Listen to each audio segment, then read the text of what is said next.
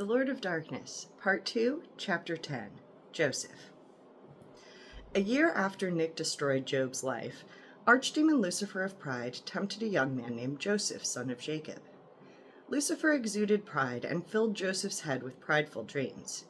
Joseph told his family about the dreams, and his father warned him to be careful of his pride. Pleased with his work, Lucifer prepared to leave when he was startled by the appearance of Archdemon Leviathan of Envy. "Well, hello, handsome," smiled Leviathan, planting a passionate kiss on Lucifer's lips. Lucifer dipped him romantically, and Leviathan squealed with surprise. "Don't do that," scolded Leviathan, clearly meaning the opposite. "To what do I owe the pleasure?" Lucifer asked. "My envy sensors are going crazy, and I'm here to capitalize on it," Archdemon Leviathan of Envy explained. Lucifer laughed. "Oh, I see. Joseph's brothers are getting mighty jealous." "We work so well together," Leviathan hummed. "Want to?" Lucifer suggested brightly. "Want to what?" "Work together," replied Lucifer. "I was gonna leave, but now I'm a mite tempted to stick around and work Joseph's pride while you work his brother's envy." Leviathan applauded. "Oh, fun, let's do it." The two archdemons enjoyed a romantic holiday together, while the animosity between the brothers crept upwards. Soon, the humans were fighting about all sorts of nonsense. For example, their mother had run out of material to make Joseph a coat, so she gathered up discarded scraps and stitched together a coat of many eclectic colors. For years, his brothers had teased him about the coat, but now they all coveted it. Eventually, Joseph's brothers decided to murder him. They ambushed him and threw him into a dry well. Unbeknownst to the humans, Nick appeared in a whirlwind of shadows, which continued to swirl around him ominously while he glared at his subordinates. "What the hell? Are you guys tag-teaming humans?" "If I say yes, are you gonna assault me again?" Lucifer retorted. Nick glared. The red pentagram on his shirt began to glow as if about to catch fire. "Fix this now, and I want a full report from each of you by tomorrow morning." "What do we do with him?" Leviathan wondered, pointing at the human trapped in the well. "Just don't let them kill him," replied the devil.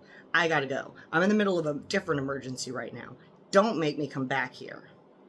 Nick left, swallowed by his storm of darkness. "We might have gone too far," Leviathan admitted. "Screw him," spat Lucifer. "No thanks," Leviathan quipped. The corner of Lucifer's mouth quirked upward without his consent. "There's a caravan of slavers nearby. We could detour them closer," Leviathan suggested. "Perfect. Give him the idea," replied his husband.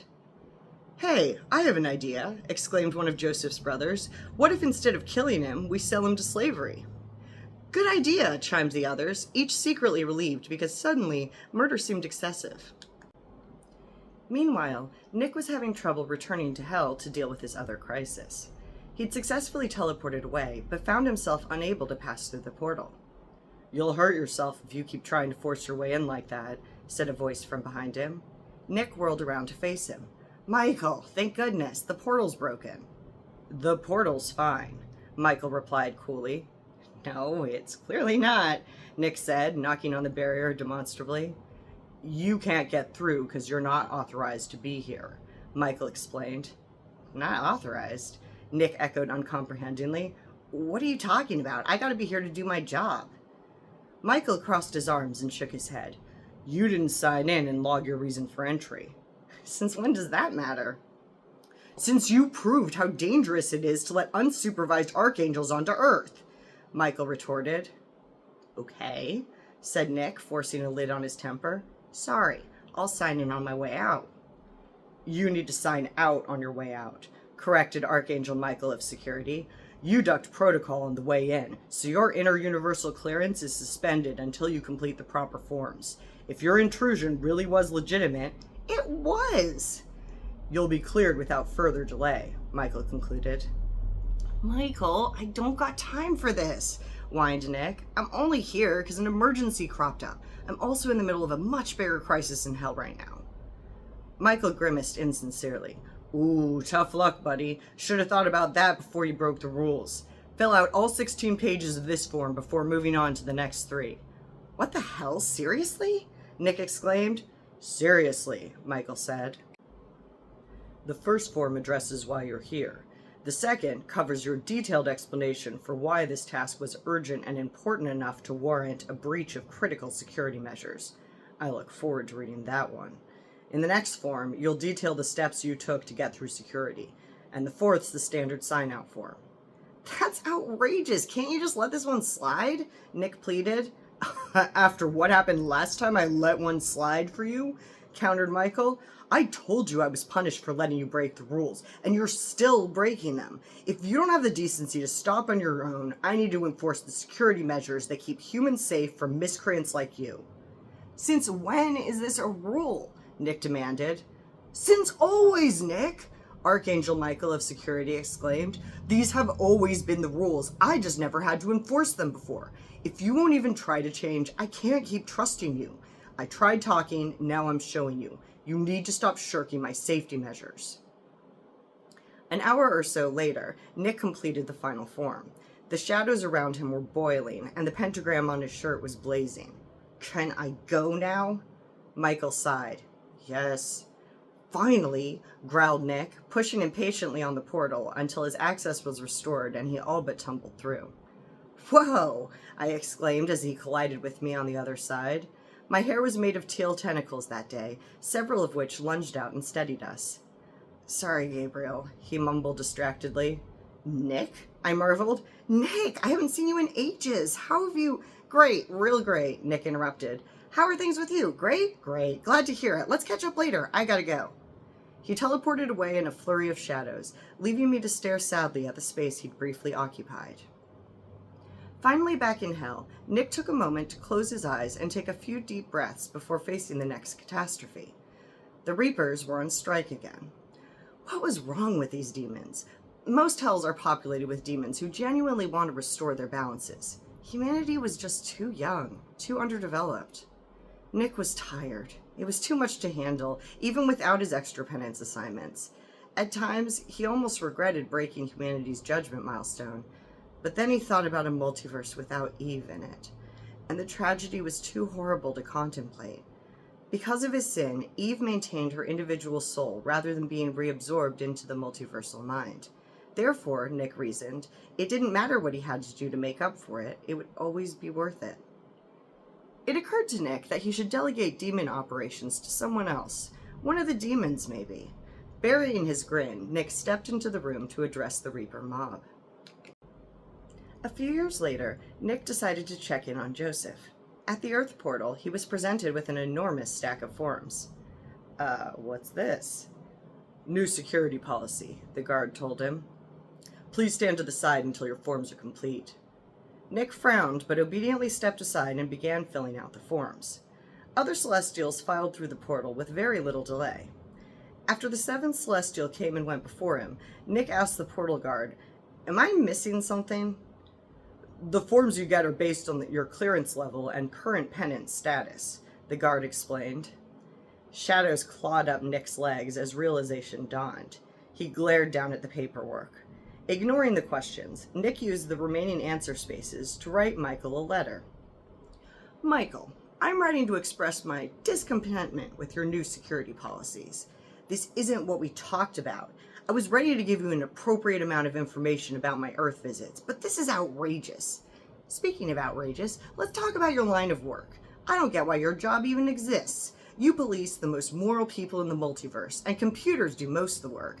A chipmunk could do it. No wonder you're so upset the only times we needed your security, you let me waltz right past you. Leave it to you to respond in such a petty, asinine way. With all due respect, Nick. He submitted the forms, the computer verified their completion, and the guard let him through without reading them. Nick scanned the planet for Joseph and was surprised to find him in Egypt. After being a slave for a while, Joseph went and got himself imprisoned. Nick couldn't help feeling some responsibility. If he'd intervened earlier, or thought to check in sooner, he might have prevented this. So Nick decided to lend a hand, and figured he may as well continue with the dream theme Lucifer started. Archangel Nick of Penance and Faith materialized a screen and opened the prediction app Uriel was prototyping. It could show you how any given living human was most likely to behave, but the predictions became less accurate the further they were into the future.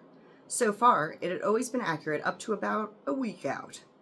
Uriel was still unsatisfied with it.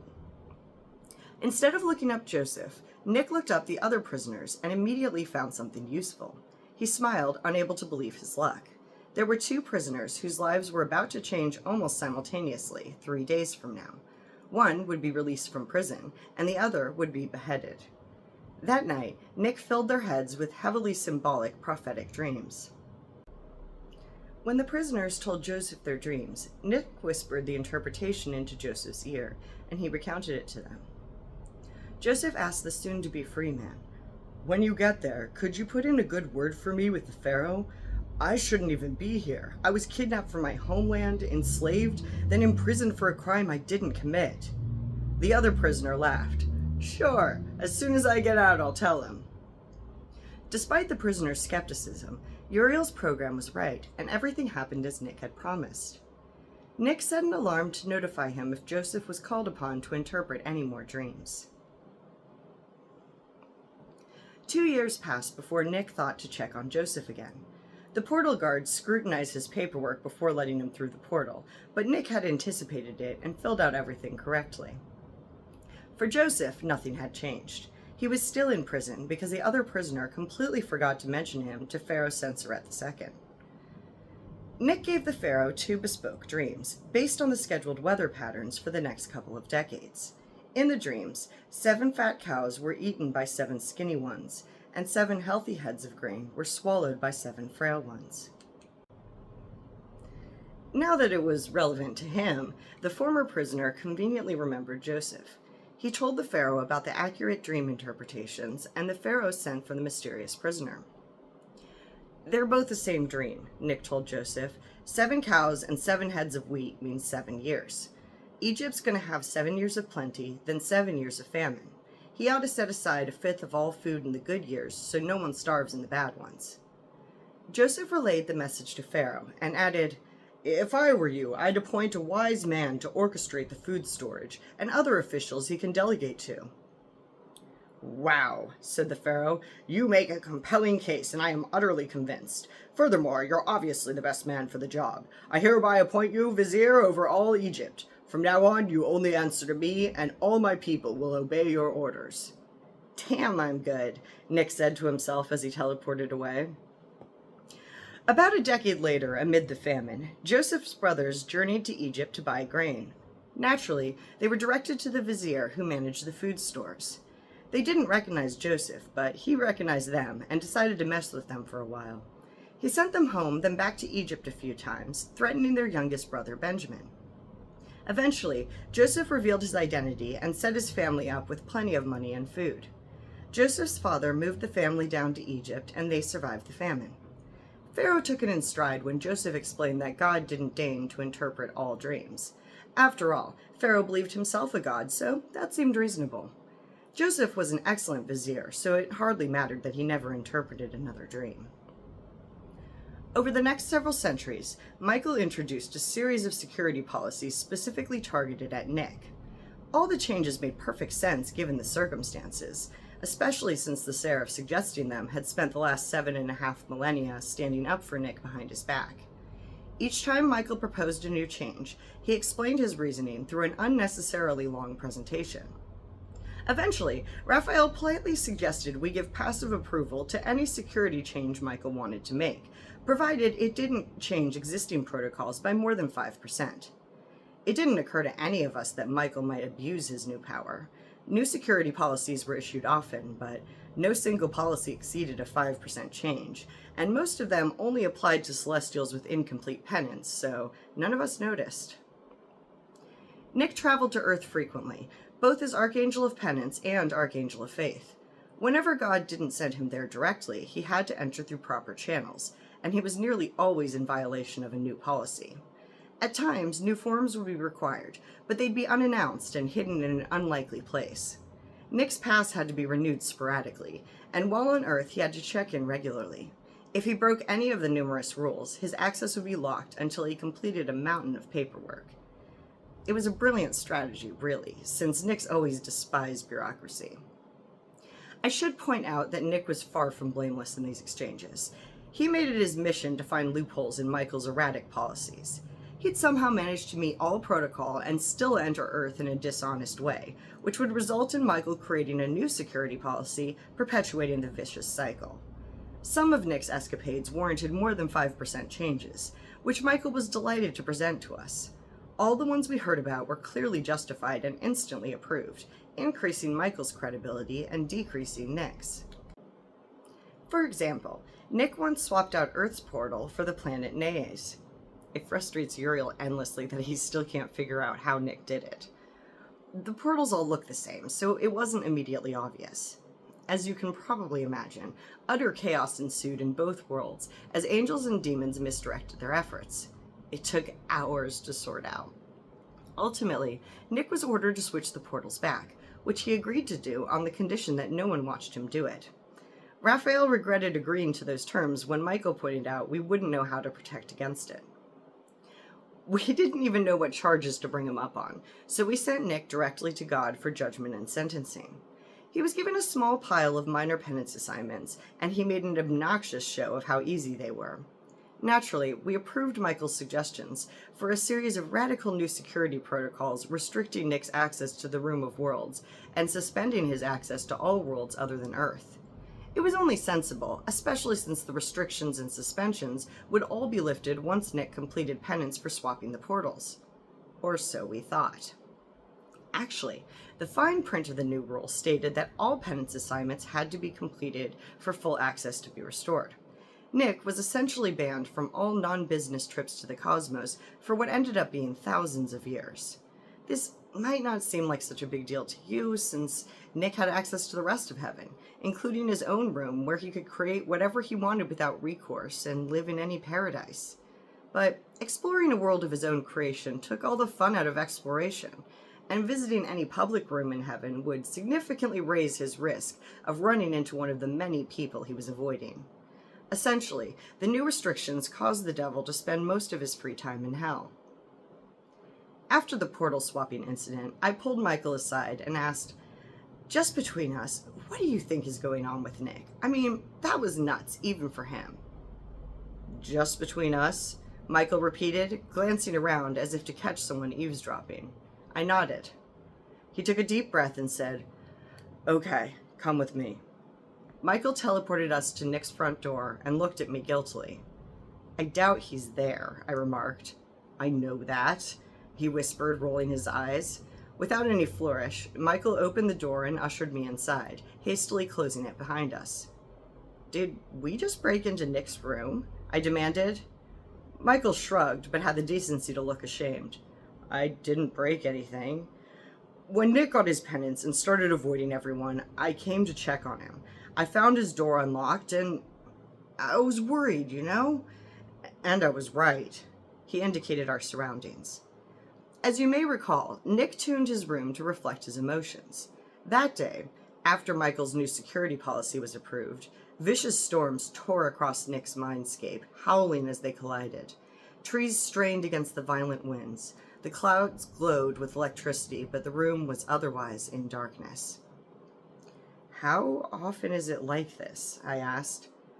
"It's worse than usual," Michael acknowledged, "but it's usually cloudy and stormy, and it's always night." "Always?" I asked worriedly. Michael nodded. "A few times it was just after sunset. The weather's only nice when he finds a loophole in my security or hangs out with that pre-human boy." "Human named Abel," I corrected. "Whatever." "How many times have you come here?" I wondered. "A lot," Michael admitted. "I thought he just needed time and space, but this is too much time and way too much space. Then he lost it on that Job guy, and you talked to him, and I talked to him, and nothing got through. I just want to keep everyone safe, and he keeps sabotaging me. He won't talk to me, and I don't know what else to do." "You're doing the best you can," I said, pulling him into an embrace.